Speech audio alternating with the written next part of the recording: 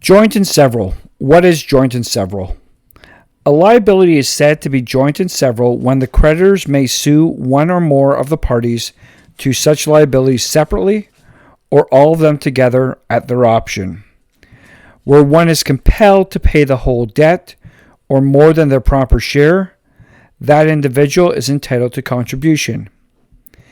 In case of the death of one, their liability remains against their estate. And as a general rule, all the transactions of partners are said to be joint and several.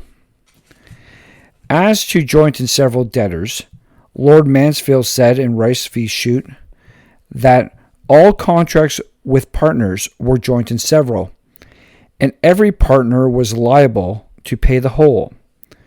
But it was remarked by Chief Justice Spencer that it would be straining Lord Mansfield's opinion unreasonably to say that he meant technically that all contracts with partners were joint and several, for then the non-joinder of any of the partners never could be pleaded in abatement, which all the courts expressly decided.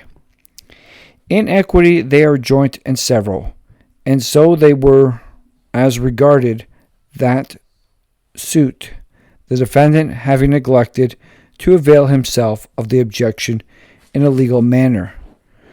Surely it cannot be said that in a legal sense, when there are a plurality of debtors, that their contract is joint and several, when they have engaged jointly to pay the debt.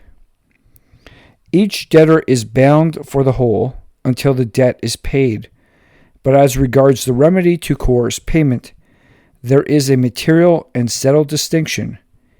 If they have undertaken severally to pay, separate suits may be brought against each.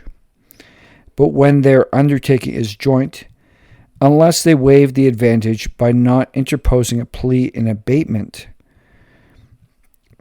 they must be sued jointly if in full life, and neither has been discharged by operation of a bankrupt or insolvent law, or is not liable on the ground of infancy.